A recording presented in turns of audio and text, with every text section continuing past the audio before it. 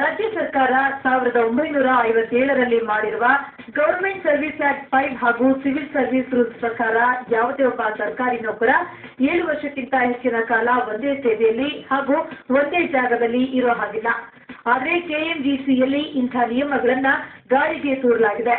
ಪ್ರಥಮ ದರ್ಜೆ ಸಹಾಯಕ ನರಸಿಂಹ ಮೂರ್ತಿ ಹಾಗೂ ಲೆಕ್ಕ ಪರಿಶೋಧಕ ಆರ್ ಚಂದ್ರಶೇಖರ್ ಕಳೆದ 23 ವರ್ಷದಿಂದ ಒಂದೇ ಕಡೆ ಸೇವೆ ಸಲ್ಲಿಸುತ್ತಿದ್ದಾರೆ.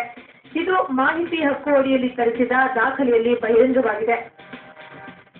ನರಸಿಂಹಮೂರ್ತಿ ಒಂದೇ ಜಾಗದಲ್ಲಿ ಕರ್ನಾಟಕ ಮೈನಾರಿಟಿ ಡೆವಲಪ್ಮೆಂಟ್ ಕಾರ್ಪೊರೇಷನ್ನಲ್ಲಿ 23 ವರ್ಷದಿಂದ ಚಂದ್ರಶೇಖರ್ ಒಂದೇ ಜಾಗದಲ್ಲಿ ಕೆಲಸ ಮಾಡ್ತಾ ಇದ್ದಾರೆ.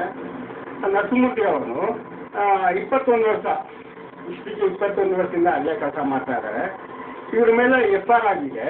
ಲೋಕದಲ್ಲಿ ಚಂದ್ರಶೇಖರ್ ಮೇಲೆ FR ಆಗಿದೆ. 3,000 ರೂಪಾಯಿ ರೋಲ್ಗಳು ತಗೊಂಡು ಆ ನೋಟ್ ನಂಬರ್ಸು ಎಲ್ಲ ಬಂದಿದೆ. ಇನ್ನೂ ಒಂದು ವಿಶೇಷವೆಂದರೆ ಕೆಎಂಡಿಸಿಯ ಲೆಕ್ಕ ಪರಿಶೋಧಕರಾಗಿ ಕಾರ್ಯನಿರ್ವಹಿಸುತ್ತಿರುವ ಆರ್ ಚಂದ್ರಶೇಖರ್ ಅವರ ಮೇಲೆ ಆಟೋ ರಿಕ್ಷಾದ ಸುಳ್ಳು ದಾಖಲೆ ಸೃಷ್ಟಿಸಿದ ಆರೋಪವಿದೆ. ಲೋಕಾಯುಕ್ತ ಪೊಲೀಸರು ಈ ಬಗ್ಗೆ ಕೇಸು ದಾಖಲಿಸಿಕೊಂಡಿದ್ದಾರೆ. ಆದರೂ ಚಂದ್ರಶೇಖರ್ ಇಲ್ಲಿಯೇ ಕೆಲಸ ನಿರ್ವಹಿಸುತ್ತಿದ್ದಾರೆ. ಈ ಎಲ್ಲ ಅಕ್ರಮಗಳ ಬಗ್ಗೆ ನಿಗಮದ ಅಧ್ಯಕ್ಷ ಅಬೂಬಕರ್ಗೆ ಮಾಹಿತಿ ಇದ್ದರೂ ಕಣ್ಮುಚ್ಚಿ ಕುಳಿತಿದ್ದು ಸಾಕಷ್ಟು ಅನುಮಾನಗಳಿಗೆ ಎಡೆ ಮಾಡಿಕೊಡುತ್ತಿದೆ. ಇನ್ನು ಅಧ್ಯಕ್ಷ ಅಬೂಬಕರ್ಗೆ ಸರ್ಕಾರ ಆರ್ಟಿ ನಗರದಲ್ಲಿ ಬಂಗಲೆ ಕೊಟ್ಟಿದ್ದರೂ ತಿಂಗಳಿಗೆ ಬೆಂಗಳೂರಿನಿಂದ ತಮ್ಮ ಸ್ವಂತ ಊರಾದ ಮಂಗಳೂರಿಗೆ ಫ್ಲೈಟ್ನಲ್ಲೇ ಓಡಾಡ್ತಾರೆ. ಹೀಗೆ ಓಡಾಡೋದ್ರಿಂದ ಲಕ್ಷಾಂತರ ರೂಪಾಯಿ ಸರ್ಕಾರಿ ಹಣ ಪೋಲಾಗ್ತಾ ಇದೆ ಅನ್ನುವ ದೂರಿದೆ. ಆದರೆ ಇವೆಲ್ಲವುಗಳ ಬಗ್ಗೆ ಕೆಎಂಡಿಸಿಯ ಅಧ್ಯಕ್ಷ ಅಬೂಬಕರ್ ಮಾತ್ರ ಹೇಳೋದೇ ಬೇರೆ. ನನಗೆ ಆ ಬಗ್ಗೆ ಮಾಹಿತಿ ಇಲ್ಲ. ಅವರ ಬಗ್ಗೆ ಕಂಪ್ಲೇಂಟ್ ವಿಚಾರ ನನಗೆ ಗೊತ್ತಿಲ್ಲ. ಯಾವುದೋ ಒಬ್ಬ ಆರೋಪಿ ಅಂತಿದ್ರೆ ನಾವು ಯಾವತ್ತೂ ಕೂಡ ಅವರಿಗೆ ಸ್ಥಾನ ಕೊಡುವುದಿಲ್ಲ. ಕೆಲಸ ತೆಗೆದಾಗಿರ್ತಾರೆ ಅಲ್ಲೇ, ಅದಕ್ಕೆ ಯಾರು ಮಾತೇ ಇಲ್ಲ. ನಮಗೆ ನಿಜವಾದ ಕೆಲಸ ಮಾಡೋರು ನಮ್ಗೆ ಬೇಕು ಅಂತವರಿಗೆ ನಾವು ಕೆಲಸ ಮಾಡ್ತೀವಿ.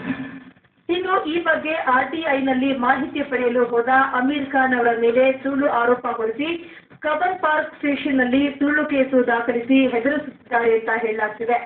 ಇನ್ನು ನಿಗಮದಲ್ಲಿ ನಡೆದಿರುವ ಅಕ್ರಮಗಳ ಬಗ್ಗೆ ಅಮೀರ್ ಖಾನ್ ರಾಜ್ಯಪಾಲರು ಮುಖ್ಯಮಂತ್ರಿಗಳಿಗೆ ದೂರು ಸಲ್ಲಿಸಿದ್ದಾರೆ.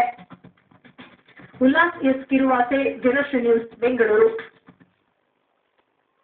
ರಾಜ್ಯದಲ್ಲಿ ಹಲವಾರು ಥಿಯೇಟರ್ಗಳನ್ನು ಆಕ್ರಮಿಸಿಕೊಂಡಿದ್ದ ಪರಭಾಷಾ ಚಿತ್ರಗಳು